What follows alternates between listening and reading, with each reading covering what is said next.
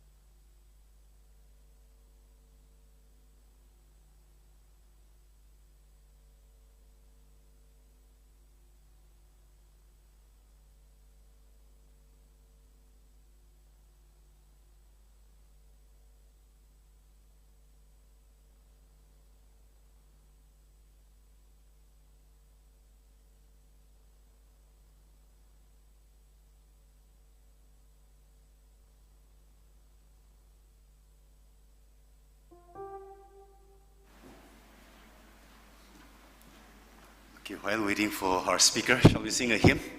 Blessed Assurance.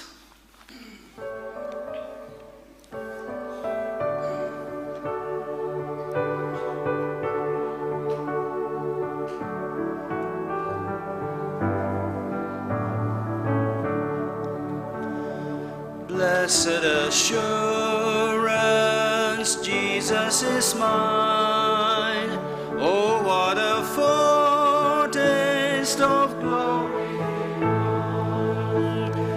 heir of salvation, purchase of God, born of His Spirit, washed in His blood. This is my story, this is my song, praising my Savior all the day long. This is my story, this is my song, praising my Savior all the day long. Perfect submission, perfect delight, visions of rapture now burst on my side. Angels descending ring from above, echoes of mercy, whispers of love. This is my story, this is my song, praising my Savior all the day long. This is my story, this is my song, praising my Savior all the day long. Perfect submission, all is at rest. I in my Savior am happy and blessed, watching and waiting, looking above, filled with His goodness, lost in His love. This is my story, this is my song, praising my Savior all the day long.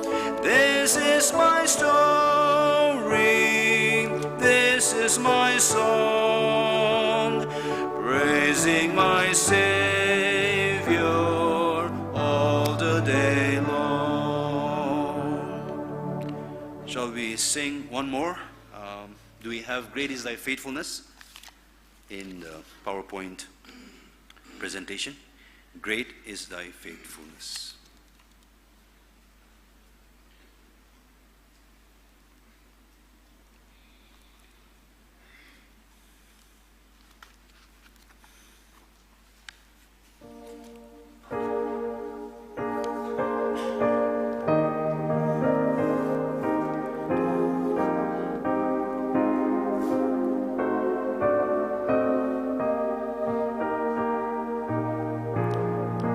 Great is Thy faithfulness.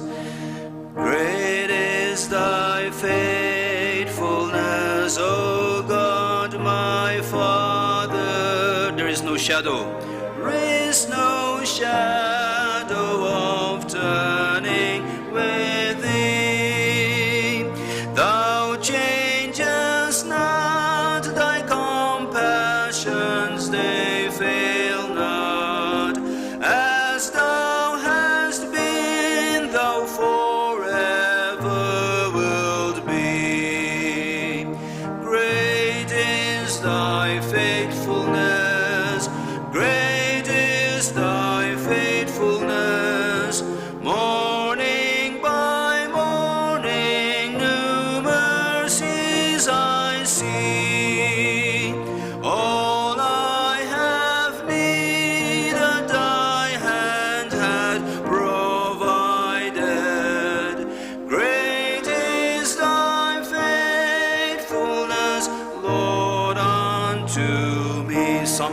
winter, summer and winter and springtime and sun, moon, and stars in their courses above, and stars in their courses above. Join with all nature, join with all nature in manifold witness to thy great faithfulness, to thy great faithfulness, mercy and love. Great is thy faithfulness. 453. Great is thy faithfulness. Morning by morning, new mercies I see. All I have needed, thy hand had provided. Great is thy faithfulness, Lord, unto me. Pardon for sin, pardon for sin, and appease death and jureth. Thine own dear presence to cheer and to guide. Strength for today and bright hope for tomorrow. Blessings all mine with 10,000 beside. Great is thy faithfulness. Great is thy faithfulness. Morning by morning, new mercies I see. All I have needed, thy hand had provided. Great is thy faithfulness, Lord, unto me. Thank you.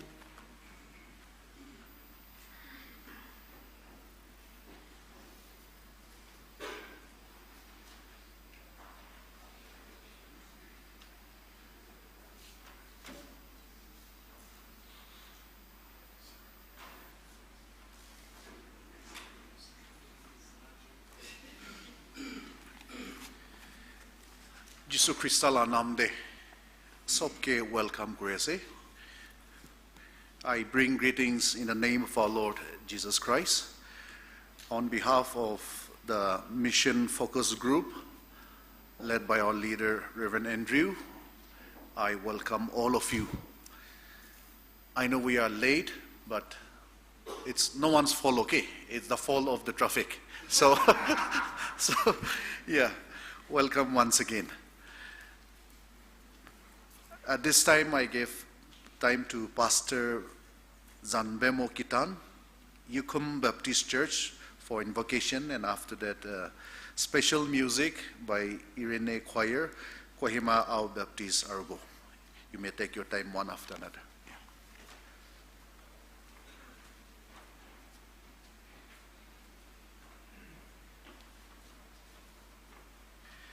Let us pray. Hallelujah. Praise the Lord, our beloved Heavenly Father. We have gathered here with a heart full of thanksgiving and praises. Thank you for loving us for 150 years. And the Nagas have come together to praise you all day long, to rejoice together, Lord. How privileged we are to be your children. It is time for us to say we thank you and we love you, our Heavenly Father. And we will always love you. And we will always worship you and adore you. And we will always serve you continuously. Thank you for this very beautiful hour to worship you. Thank you for the lives of our leaders, the mission leaders and BCC leaders. Thank you for the life of Reverend Mark Wilson, who will bless us this afternoon. We pray that you will use all our leaders, the resource persons, and praise and exalt your name through them, Lord. Heavenly Father, may this time be an anointed time for all of us. Refresh us by your presence, O Holy Spirit. You are the most important one in our gathering. Without you, we are nobody, and therefore we welcome you into our hearts. We welcome you into this church. We pray that from the beginning till the end, you will anoint all of us and bless us. And Lord, we are here for mission. Jesus died 2,000 years back, loving the world as his own. Give us the same passion, the passion that Jesus Christ had on the cross. And even today, if necessary, help us to give you our lives. For Jesus Christ came not to take but to give. And in the same way, we have come to this world to give and not to take. And therefore this afternoon, we will offer up our lives for your glory. Oh, Heavenly Father, may we be willing to give you our lives. Strengthen us, empower us to give you our lives and serve you. In Jesus' precious name we pray. Amen.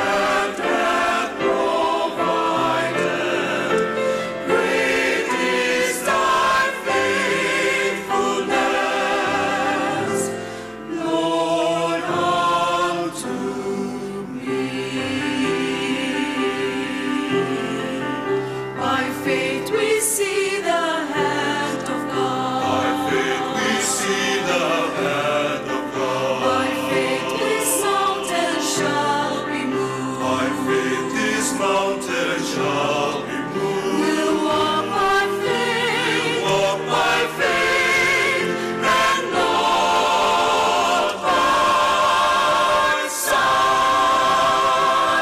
We'll walk by faith.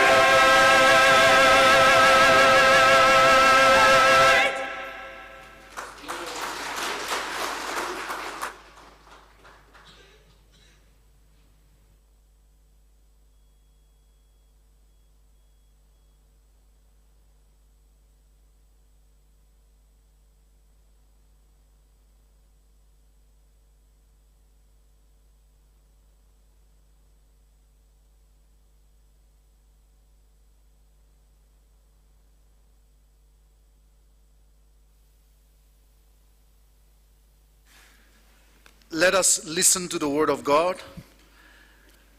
Matthew chapter 8, verses 18 to 20.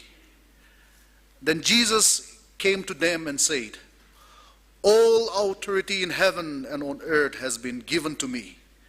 Therefore, go and make disciples of all nations, baptizing them in the name of the Father and of the Son and of the Holy Spirit, and teaching them to obey everything I have commanded you.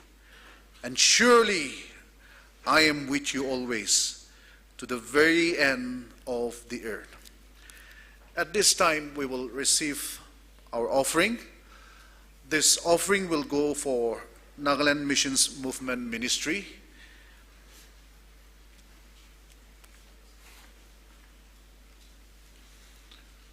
After we receive our offerings, may I request our leader, our director, Reverend Andrew Sem, to pray for the offering and also introduce our speaker for Mission Focus Group.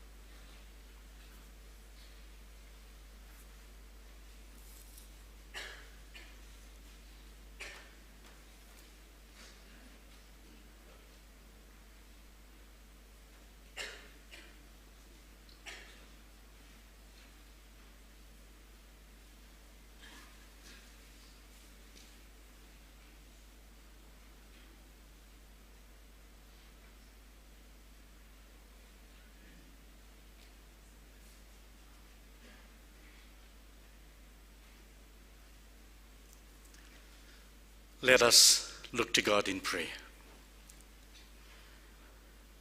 Our Father, we want to say thank you for this wonderful opportunity that you have given to us.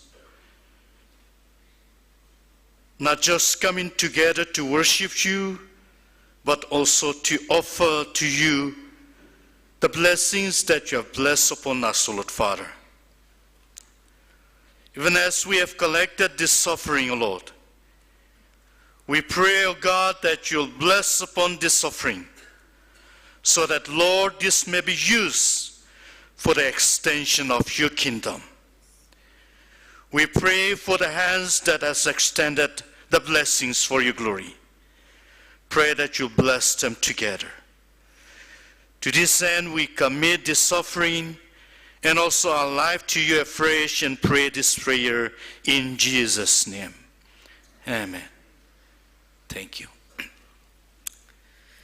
A very good afternoon to all of you. We are a little late.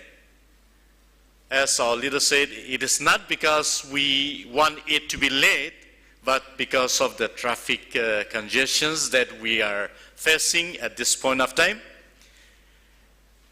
as I was just announcing even this morning, whenever there is a little messiness, that's where the beauty of a program comes. So I'm sure all of us will make it more beautiful in our hearts, even if we are late for a few minutes. We are thankful to God for bringing to us God's servant who has been serving in the Lord in the ministry for the last 35 years or so, and also in the leadership in different capacity. This afternoon, if we are to look into our program, you'll see a different name in the program. But God has brought to us another person in the person of Reverend Mark Wilson. He was recently appointed or inducted as the president of Asia Pacific Baptist Federation. Before that, he was serving as one of the vice presidents of APBF. Not only that, he is also the National Ministry Director of Australian Baptist Ministries. And he has been serving in that capacity since 2021, giving leadership to the Baptist churches in Australia. Prior to that, Reverend Mark has served as the Director of Ministries for Baptist Churches, Western Australia, and also has served as the chair of Western Australian churches. He, as I said, he is now the president of Asian Baptist Federation. He is based in Perth, Western Australia, along with his wife Karen Wilson, who is also the president of Baptist World Alliance Women Department. We are thankful to God that a husband and wife, both together, leading the churches and also willing to serve the Lord in different capacities. This afternoon, as I said, we are privileged indeed to have Reverend Wilson with us. I want to invite him to come forward. And as he comes forward, I would like to welcome him in a very humble Naga way with a small gift. I don't know, I think you can remove your jacket. I think that will be more beautiful.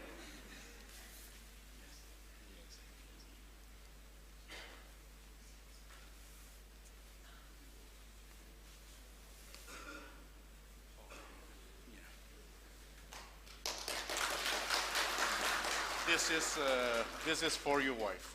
Oh, Yes, back at home. Thank you so Yes, much. yeah, thank you. It's Yes. lovely. Yeah. Okay, Okay, now you give can. you that to take in. Sure. Thank you. Well, it's wonderful to be with you here this afternoon. Sorry I'm late, but the traffic was worse than I've ever seen before. But you know what?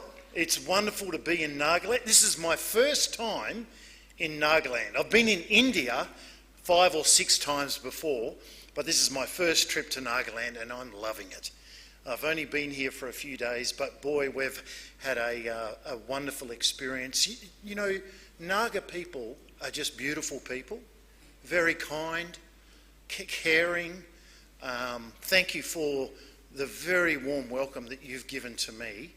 And I do want to bring greetings to you on behalf of the Asia Pacific Baptist Federation and on behalf of the Australian Baptist Ministries. And they want to, we want to bring our greetings to you and say thank you for that.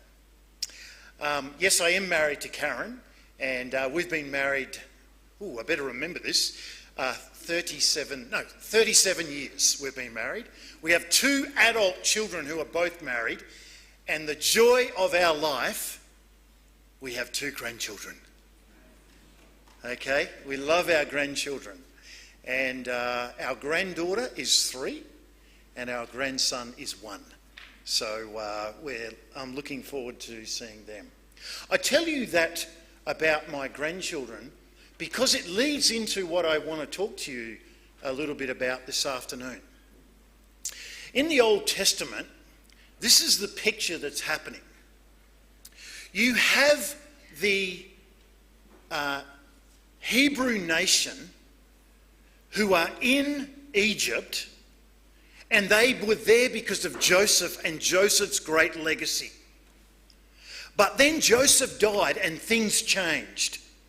And as time went on, the Hebrew nation grew very large, and the king of Egypt at that time actually was not happy with the amount of numbers that were growing in the Hebrew people. And so he called the midwives in who look after helping deliver the babies for the Hebrew women. And the king said to them,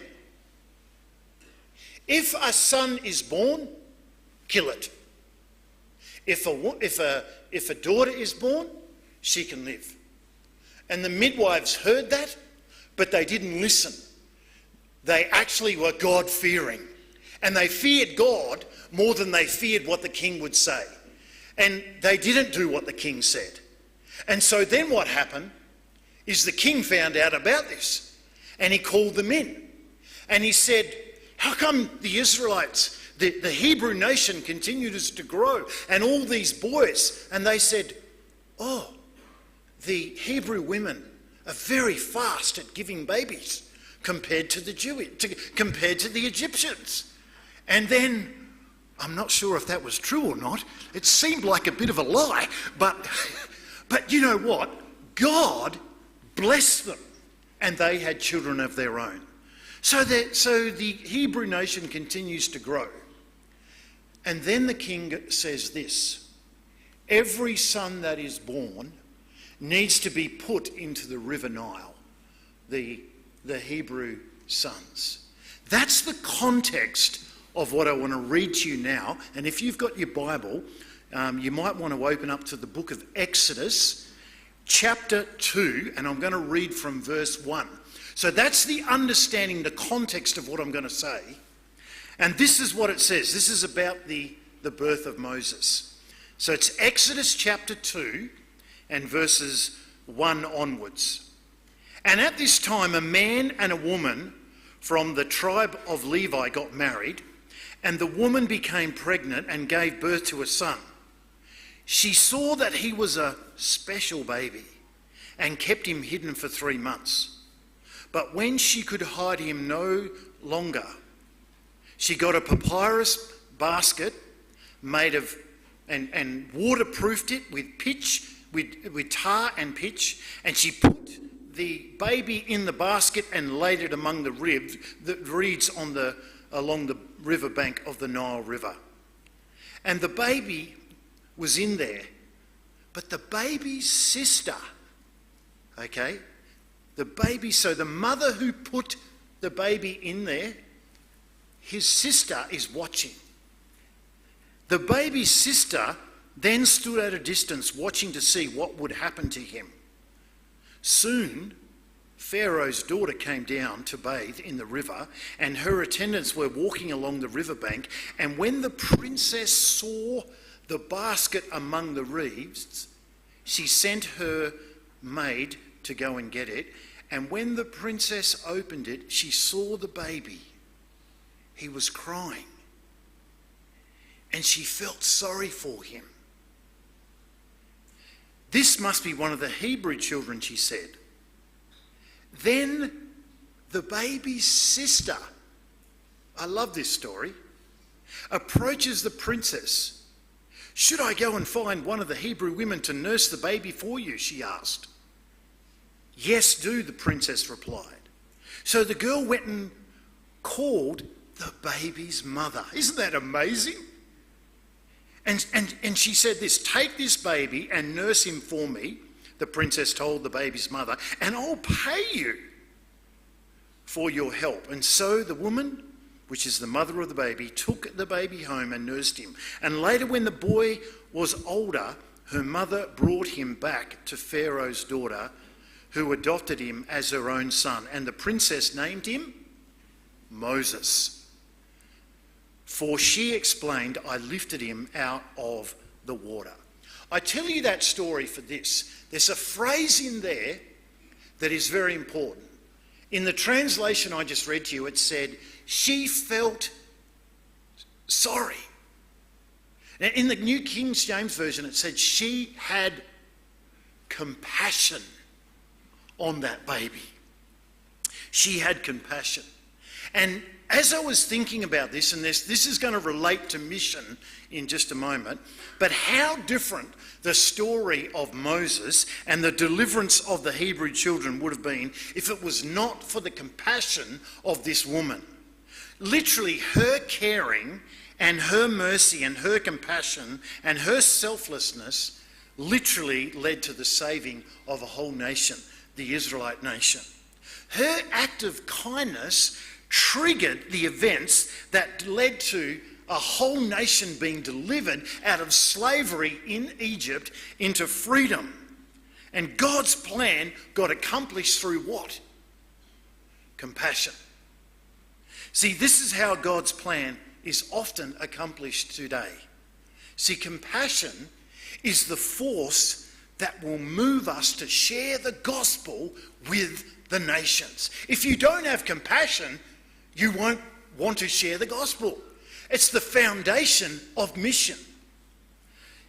And then Jesus, in his own words, and you might want to look this up as well, in the book of Matthew and chapter 9, Jesus says these words in Matthew chapter 9. It was actually read today on the screen as we were there. And verse 36, and many of you will be able to quote this. When he, that's Jesus, saw the crowds, he had what? Compassion. He had compassion on them because they were confused and helpless like sheep without a shepherd. And he said to his disciples, the harvest is great, but the workers are few. So pray to the Lord who is in charge of the harvest and ask him to send out workers into the field. Now that's a principle that Jesus gave right there, but it's a continuous tense principle that comes down right down through the ages to today, and to the scripture that our brother just read to us, where when Jesus was ascending up into heaven, the Great Commission was given to the disciples and the others that were there, and that is in the continuous tense. It's not just for them, it's for every generation, every group of people, right down through history. Jesus says this, go and make disciples of all nations. As you are going, is actually the context, and lead them in that way. See, when Jesus saw, and then he felt, and then he was moved to action. See, there's a difference between compassion and sentiment. See, compassion moves us to do something, to action, where sentiment is more about just thinking about it and feeling about it. And many Christians are much more into being soothed than into being moved. And if we're going to be obedient to mission and what the call of mission is, we need to be moved to action. Compassion moves us. Compassion brings action. Until you and I are moved with the same compassion that moved the Lord Jesus Christ, we will continue, people will be continually like weary, and they will be scattered like sheep without a shepherd. And until you and I have mercy, the harvest of souls will continue to go unharvested. Jesus says go. Jesus says give. Jesus says deliver the gospel message. But we won't go, we won't give if we don't care. It's the foundation of what we're called to do. See, compassion is the force that will cause us to spend and to be spent. Jesus tells another story, and you know it very well. There was a man travelling from Jerusalem to where? Jericho. Remember that story? And as he was travelling, this is the story that Jesus tells, as he's travelling down the road, these robbers came and they grabbed him, they beat him up, they took his clothes, and the scripture says in Luke chapter 10 verse 30 onwards, they left him on the ground half dead.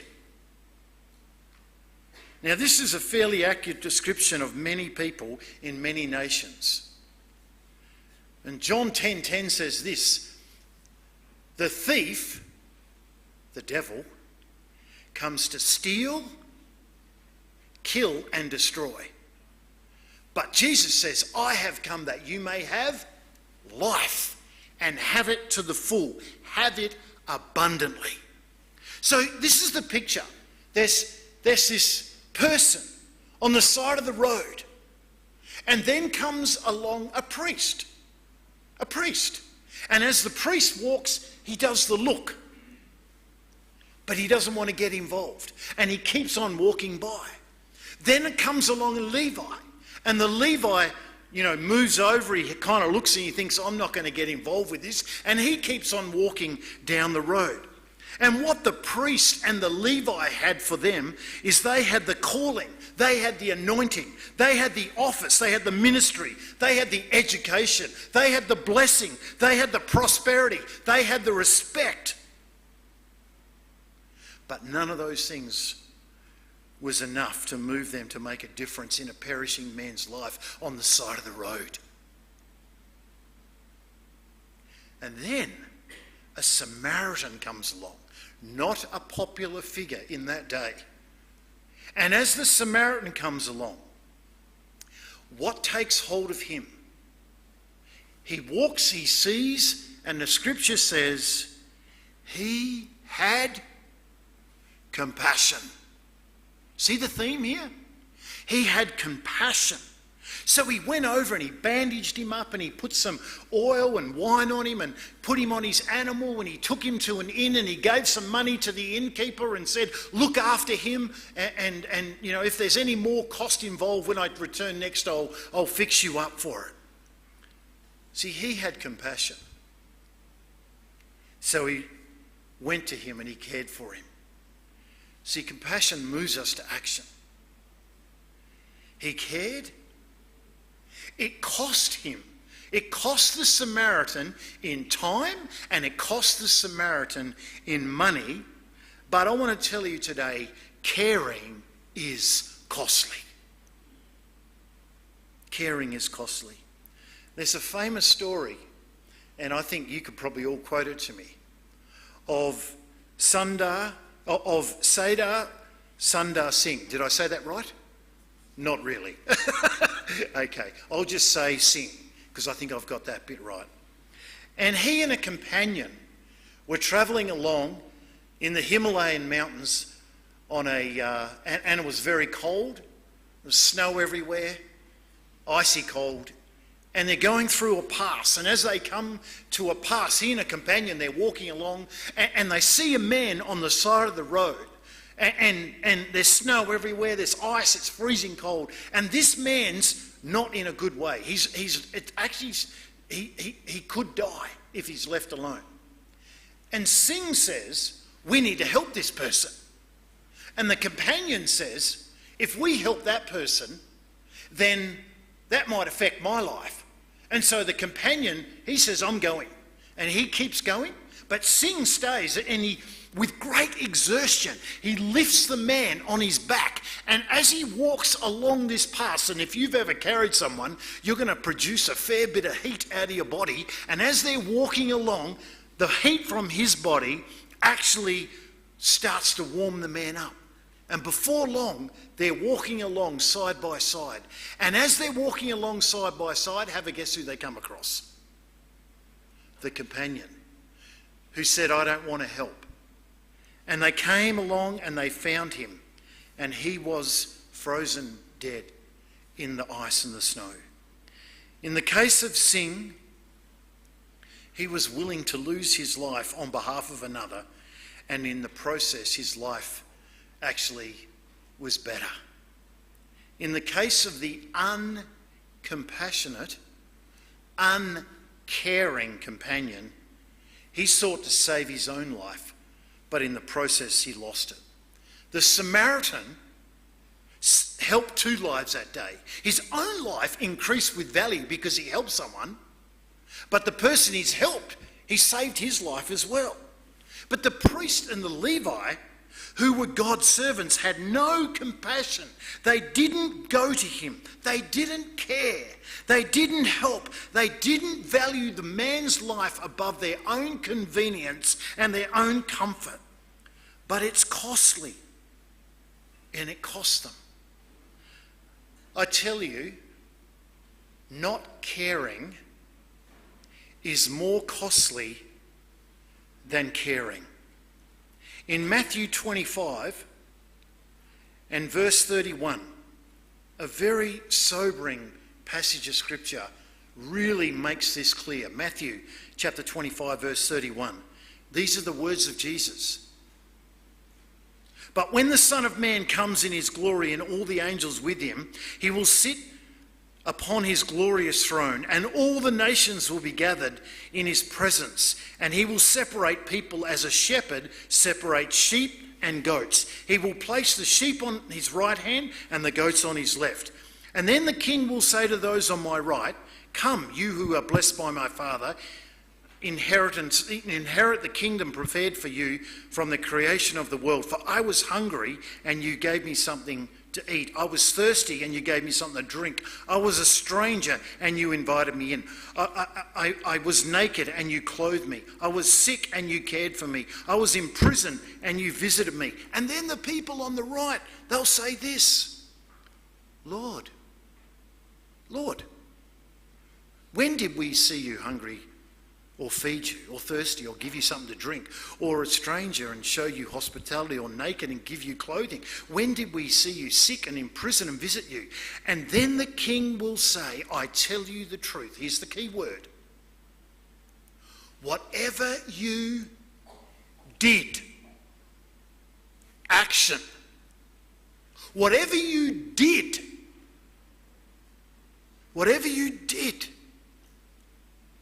for the least of these, brothers and sisters, you are doing it for me. And then the king will turn to those on his left and say, away with you, you cursed ones, into the eternal fire, prepared for the devil and his angels. For I was hungry and you didn't feed me. I was thirsty and you didn't give me a drink. I was a stranger and you didn't invite me into your home. I was naked and you did not give me clothing. I was sick and in prison and you didn't visit me. And then they will reply on the left, Lord, when did we see you hungry and thirsty, or a stranger, or naked, or sick, or in prison, and didn't help you? And then he will answer, I tell you the truth. When you refused to help the least of these, brothers and sisters, you did nothing. You're refusing to help me. And they go away into eternal punishment, but the righteous into eternal life. See, the priest and the Levite in the Good Samaritan story were afraid of losing their time, their income, their convenience, their comfort. But in the process, maybe they lost their soul. See, Christianity and mission is all about compassion. Compassion to go, compassion to give, to compassion to make a difference with the people around us, and caring and unselflessness. And those things will cost us. But having those things not having those things could cost us even more. You know, I've wondered sometimes when we go to stand before Jesus, and that will happen. I wonder if Jesus is going to ask you or me, what kind of clothes did you wear? Or is he going to ask, whom did you clothe? I'm not sure that Jesus is going to ask what really nice restaurants you ate in, but he might ask, did you feed the hungry? I don't think he's going to ask if you got promoted at work or whatever, but he might ask, whom did you lift up and promote in life? I'm not sure he's going to ask about what kind of house you lived in, but he might ask, did you love your neighbour as yourself? I don't think he's going to ask how much money that we made, but he may ask how much money that we gave. He's not going to ask probably how much money we saved up in the bank, but he might ask how many people were you a part of helping get saved for the kingdom of God. See, Christianity demands a level of caring that transcends human inclination. I'm going to say that again. Christianity demands a level of caring that transcends human inclination. It's costly to love the world and to care and to have compassion. In Colossians chapter 3 and verse 12, it says this, therefore, as God's chosen people, holy and dearly loved. We're all part of that. We're all part of the chosen, holy, dearly loved.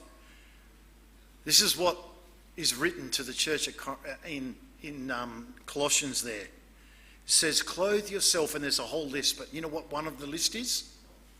Compassion. Clothe yourself with compassion. You know, Pharaoh's daughter didn't even know that what she did by having compassion for little baby Moses God would use to save a whole nation out of bondage and slavery in Egypt.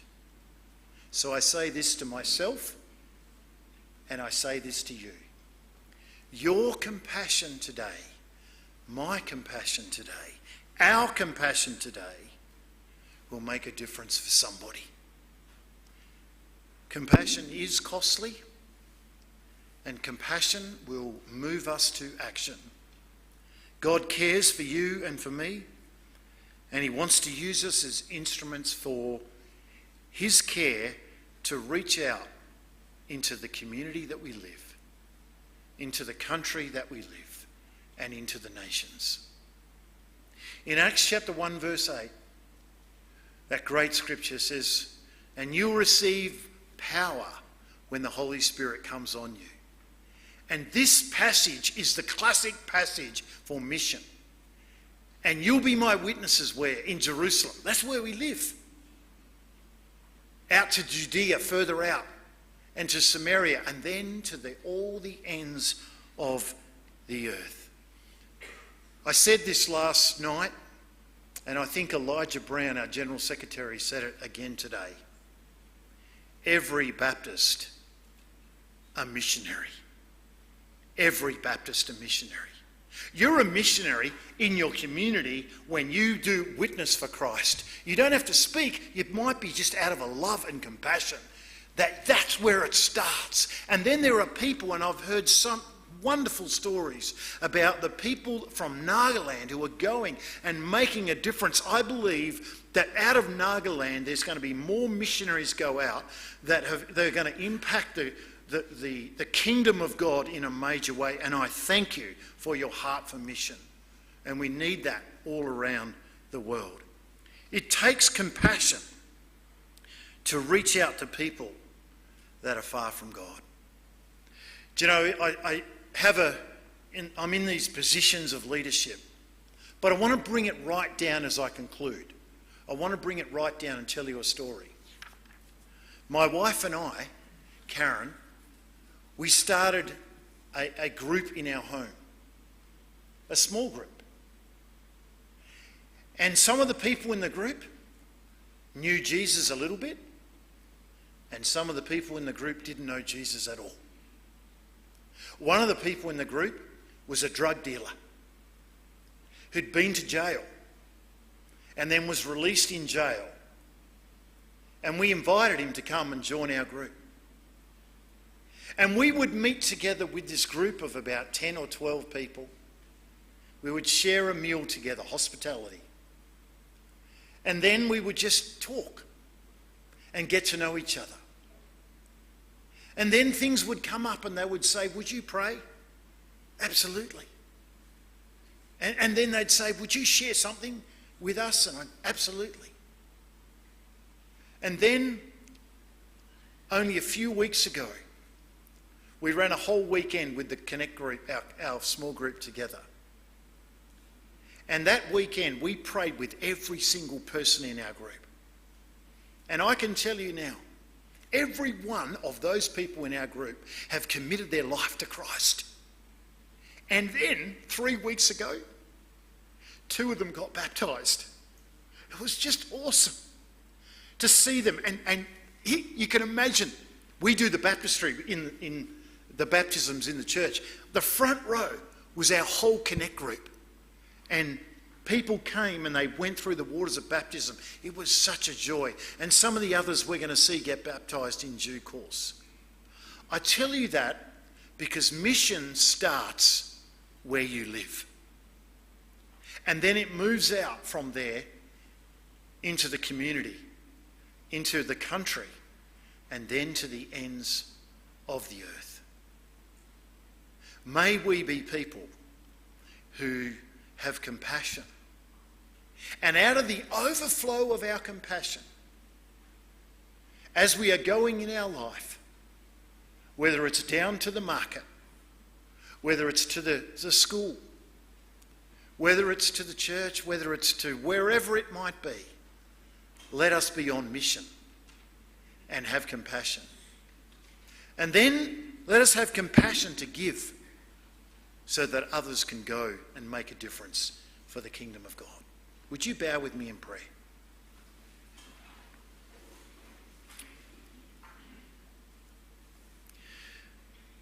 Almighty God, Father, Son, and Holy Spirit, we honour you.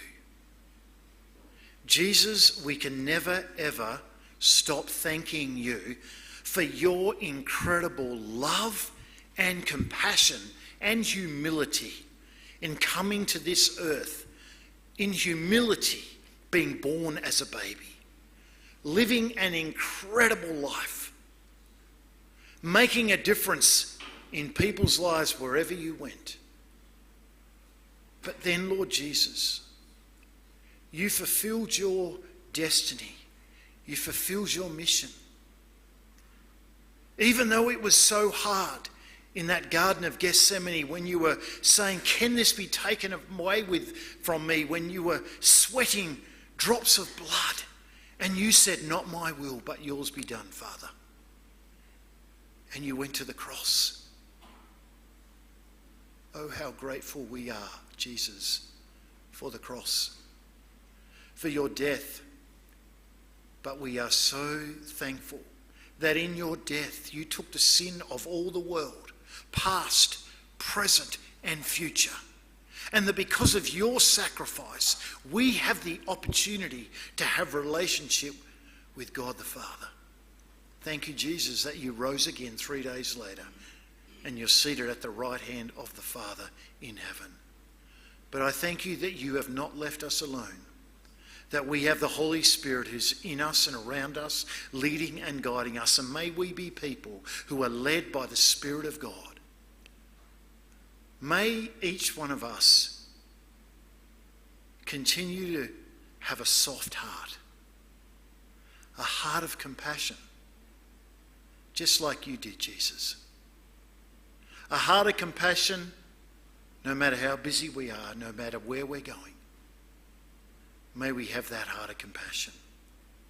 And out of that heart of compassion, Almighty God, would you make sure that we express that compassion by being on mission. Help us to be on mission in our local community, in the wider areas, and then for many of us, some of us, to the ends of the earth. I pray, God, right now, and thank you for the Nagaland Baptist Church Council and all the associations that are represented in that. I thank you for every woman, every man, every young person and pray, God, for young people coming through. I pray, God, the young people coming through would be passionate and compassionate for you. May you move by your Spirit. Thank you for the way that you've moved over these last 150 years in this great nation of Nagaland. And may you continue to use this nation and the people within our Baptist church family to make a difference for your kingdom, for your glory and for your honour. And we pray all this in the precious name of Jesus. Amen.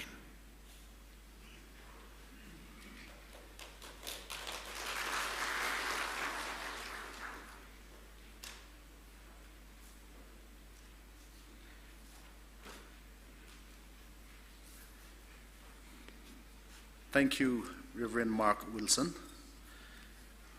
Thank you for the message.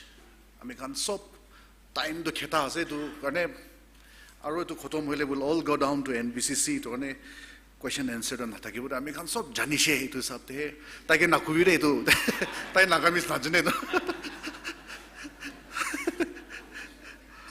I want to thank the pastor of Union Baptist Church, Reverend New aro takhan ami khan sob garne refreshment itu prepare guna se gushi to gane so manu refreshment to take se khawa jon ami khan sob jaigina ro NBCC de last service to ekilo de isor ge ami khan sob worship te thakibo de itu jonai di ase. We will sing a hymn of response to the work itu pianist Vicino Iralu ye pianist cholabor ami khan sob ekilo de uthina to the work itu hymn du kuribo de ami khan la program de backside test day.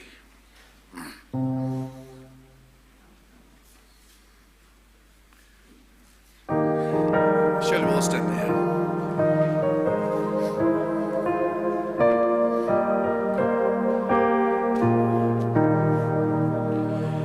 To the work, we are servants of God. Let us follow the path that our Master hath trod. With the balm of His counsel of strength to renew, let us do with our mind what our hands find to do. Drawing on, toiling on, toiling on, dwelling on. Let us watch and labor till the Master come. To the work, let the hungry be fed. To the fountains of love, let the weary be laid. In the cross and His banner our glory shall be, while we herald the tidings salvation is free.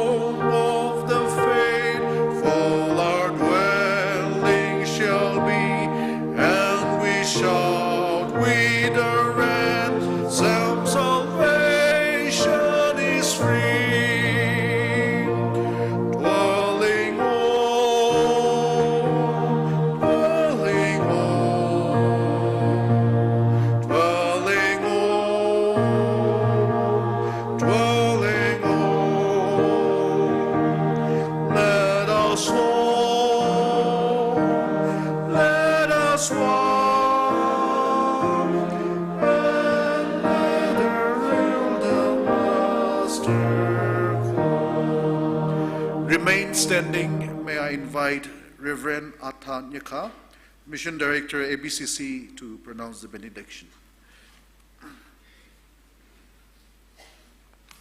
Let's all unite our hearts and lift to God in prayer. Eternal God, our Heavenly Father, we give you all the glories and honor for being with us throughout this program. We also want to thank you and praise you for giving us this opportunity to celebrate the 150 years of Christianity in Ireland. God, our Heavenly Father, through these celebrations, may your name be glorified, and may our people receive your blessing for your glory. As we have come to the conclusion of this program, I thank God for your ever-present with us. We also want to thank you and praise you for the life of our speaker, Reverend Mark Wilson, through whom your message is delivered to us. Bless him and bless his family, and also bless his ministries. Oh Lord, our Heavenly Father, I also pray to you that you bless each and every one of us who have come this evening to attend this program.